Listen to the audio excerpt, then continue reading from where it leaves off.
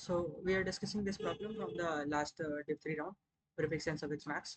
इस प्रॉब्लम में बेसिकली हमें एक अरे दिए हुए थे जिसमें सारे के सारे टीचर्स डिस्टिंक्ट है, मतलब डिफरेंट है, कोई भी सेम नहीं है.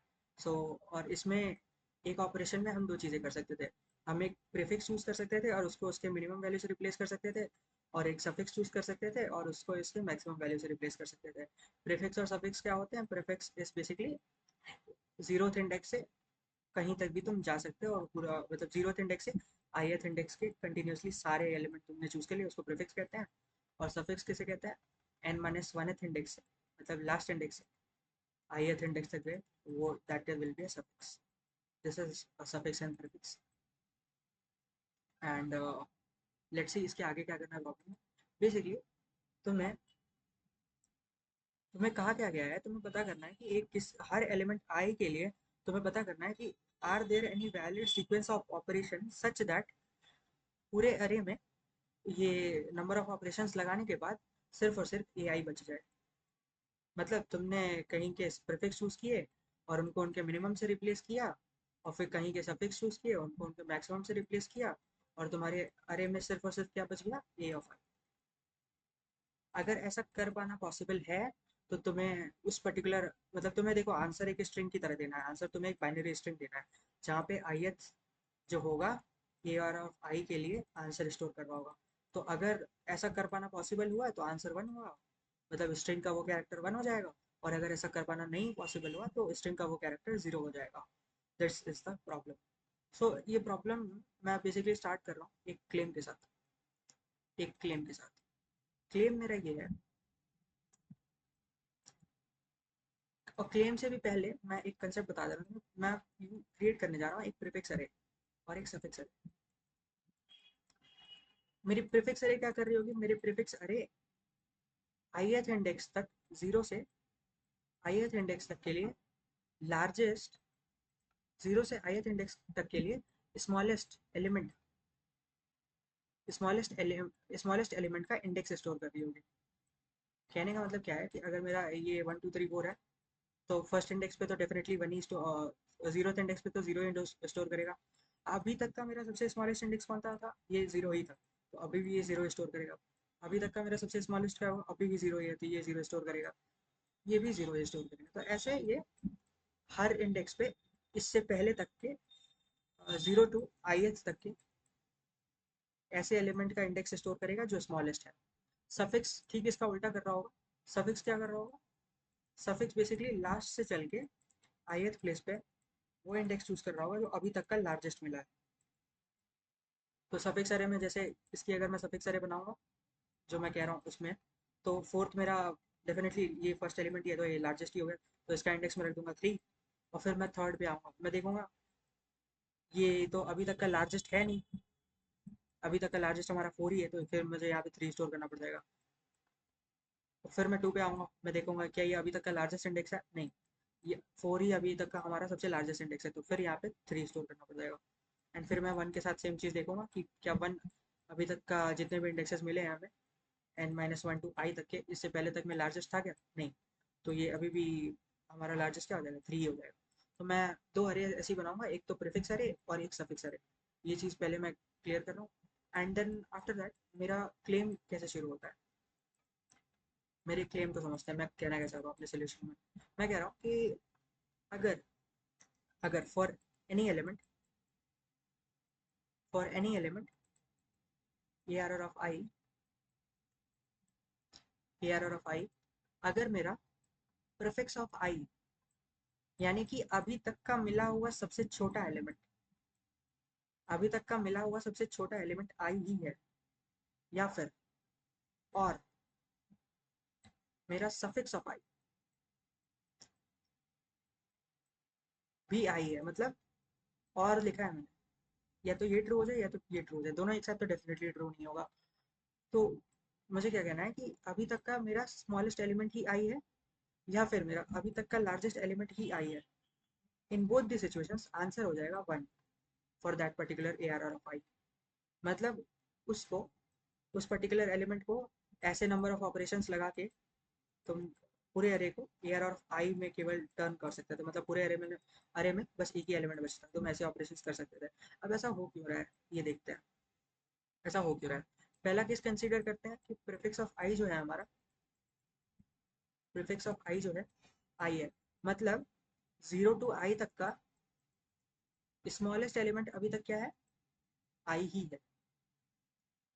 तो अगर मेरा 0 to I तक का smallest element A R of I ही है,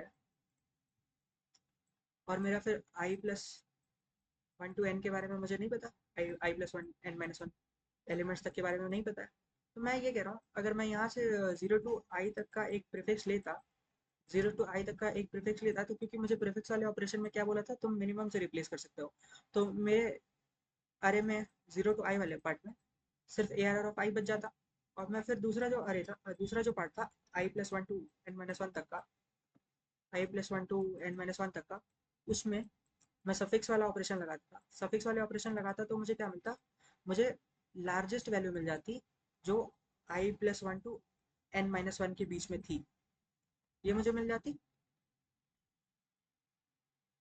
यही बनता सिचुएशन, यही बनता सिचुएशन।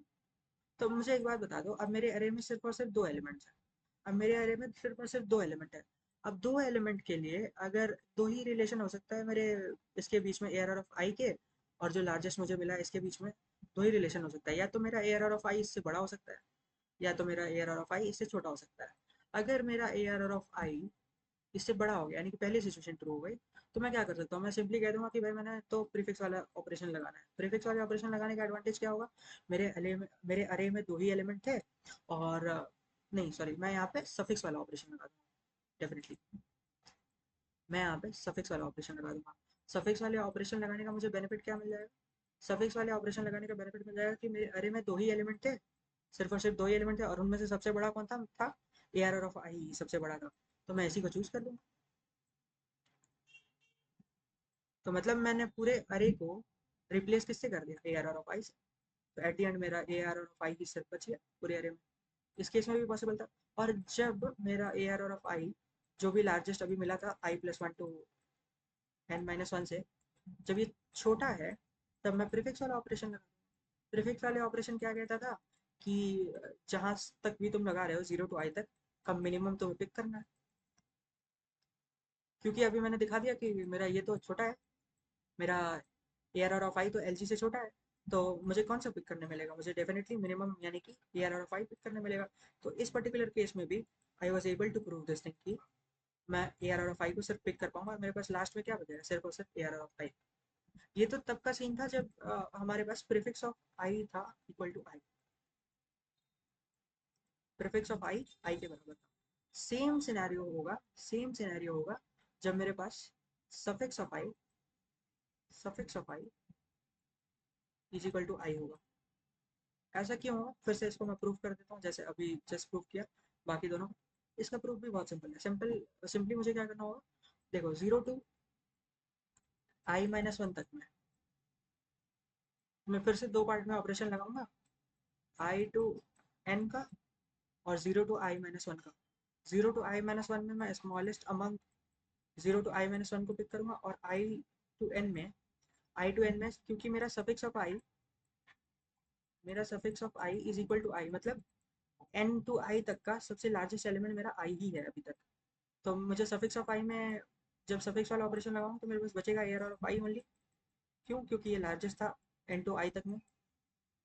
और फिर 0 to I-1 में मेरे पास प्रीफिक्स ऑपरेशन लगाने के बाद क्या बचेगा, S smallest among 0 to I-1, यहाँ तक का सबसे छोटा एलिमेंट। अब इन दोनों के बीच में फिर से दो ही टाइप के रिलेशन हो सकते हैं, पहला होगा ये जो स्मॉलेस्ट है दैट इज ग्रेटर देन हमारा ए आर ऑफ आई, और दूसरा रिलेशन होगा ये जो स्मॉलेस्ट है that is larger than, that is smaller than our A R of I. तो अगर ये स्मॉलर हुआ और मेरे एरे में सिर्फ अब दो ही एलिमेंट बचे हैं, एस एम और ए आर ऑफ आई, दो ही एलिमेंट बचे हैं, तो इनके साथ मैं क्या कर सकता हूँ, इनके साथ सिंपली मैं कहूँगा कि मेरा जो है डिजायर्ड एलिमेंट छोटा है, तो मैं प्रीफिक्स वाला ऑपरेशन लगा दूंगा पूरी एरे पे। प्रीफिक्स वाला ऑपरेशन पूरी एरे पे लगाने के बाद क्या होगा, सिर्फ और सिर्फ ए आर ऑफ आई बचेगा। ऐसा होगा। एंड दूसरा सिचुएशन जो है जहाँ पे ये बड़ा है, ए आर ऑफ आई बड़ा है, तो मैं यहाँ पे ग्रीडीली सफिक्स वाला ऑपरेशन लगा दूंगा। सफिक्स वाला ऑपरेशन लगाने के फायदा क्या होगा, ए आर और पाई सबसे बड़ा है, तो सफिक्स ऑपरेशन लगाने के बाद मैक्सिमम वैल्यू भी बचती है, तो हमारा ए आर और पाई भी बच जाएगा। So this is how I have proved my claim that this is how I have proved my claim that अगर मेरा प्रीफिक्स ऑफ आई या फिर suffix of I is equal to I है, तो आंसर उसके लिए 1 हो जाएगा। बाकी सभी केसेस में आंसर क्या हो जाएगा, 0। इसका कोड बहुत सिंपल है। कोड में this part is unnecessary, not needed at all.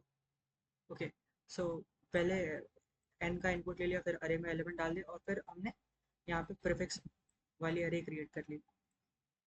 Prefix वाली array, like it's really easy to create, you might be knowing this concept, there is nothing really hard in it.